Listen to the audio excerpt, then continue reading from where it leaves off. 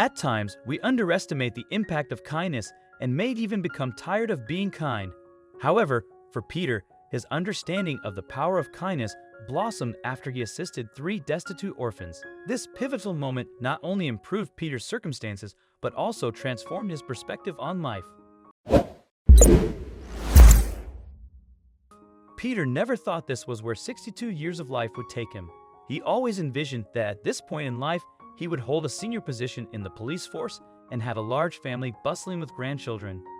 However, that was not his reality. Peter was a small-time security guard at the local amusement park.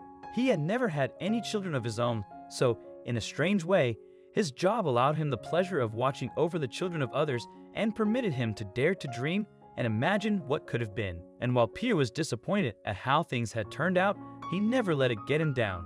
He was lonely, but he was content with where he was and the life he had.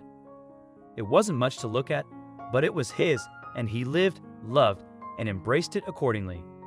One day, on his way back to work from his lunch break, he noticed 3 children playing with broken bottles and cans on the street. Concerned about their safety, Peter approached the children. "Hi there, my name is Peter," Peter said. "Hi Peter, I'm Sally, that's my brother, Tom, and my sister Jane," said Sally. "Well, it's a pleasure to meet you kids. What are you guys doing there?" Peter inquired, pointing to the bottles and cans. "Oh, nothing. We just playing," said Sally. "Oh, okay. It looks a bit dangerous though. You could hurt yourselves, especially with those bottles," Peter remarked. "This is all we could find in the trash bins to play with. Grandma can't afford to buy us toys. She says our imagination is the best toy we could ever have," said Jane. "Well, I can't argue with that. And what do your parents say?" asked Peter. "Our parents are gone, sir. We are orphans," said Tom dolefully.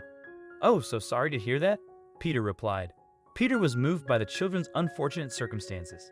He took it upon himself to do something about it. So the next day, he bought 3 annual amusement park passes for the children. A pass went for about $450 each, and given the little money Peter earned, that was a large chunk of his pay. Moreover, Peter had to dip into his savings to pay for the passes. But for Peter, it would all be worth it once he saw the joy on the children's faces. Later that day, Peter gave the children their passes, and needless to say, they were over the moon with joy. They thanked Peter for the passes and were extremely grateful. Over the next couple of months, the children would often come to the park, and it would bring Peter great joy to know that they no longer had to play with garbage on the street. He was pleased to know they could enjoy themselves safely and freely, and that they had hope for a happy childhood regardless of their unfortunate circumstances. One day, Peter's boss, Randall, saw the children playing in the amusement park, which didn't sit well with him. The children weren't as privileged as their usual customers, and Randall perceived them as street children who had somehow eluded security and accessed the park. Concerned about security's incompetence, Randall called Peter into his office. "Peter, you have been with us for a while now, and I could always count on you to keep the order here at the park," said Randall. "Yes, sir," replied Peter nervously. "Now, having said that, I have concerns about some recent activity at the park. A group of street children has been entering the park under your watch," Randall stated. "Street kids, sir?" asked Peter, perplexed. "Yes, street kids, particularly 3 of them, around the age of 10. I have no idea if they are even paying for the rides," said Randall. It then dawned on Peter that he was talking about Sally, Tom, and Jane. "Peter, if you can't do your job, I'm afraid I'll have no choice but to get someone who can. You understand, Peter," Randall continued, becoming slightly agitated. "Sorry, sir, if I may. I believe there's a bit of a misunderstanding here. Those aren't street children, but they are orphans. I bought them annual passes, fully paid for from my own pocket. I was just trying to help. These kids have had it rough, you know. Saw them playing with garbage outside, thought I'd help," said Peter. "Orphans, you say?" asked Randall. "Yes, sir," responded Peter. "It's an admirable thing that you're doing for these children, Peter," Randall said, beginning to tear up, to Peter's surprise. "Please excuse the waterworks. It's just that, Peter, we didn't have much when I was growing up.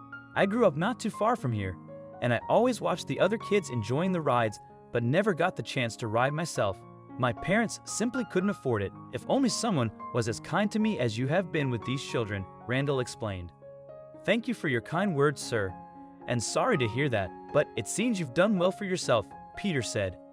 Yes, as true as that may be. It seems I may have also forgotten where I came from somewhere along the way. Listen, Peter, I know you couldn't have afforded all those passes with what we pay you, so let me do my part as well, Randall said. How so, sir? Asked Peter. I'll up your salary from today going forward. So, if you would like to help other children, you don't have to put yourself under any unnecessary burden. How does that sound? Randall said. That sounds great, sir. Fantastic, actually, said Peter ecstatically. Since that day, Peter's salary doubled, and he made it a habit to regularly check on Sally, Tom, and Jane, providing assistance whenever possible. Occasionally, he even joined them in their activities for added enjoyment.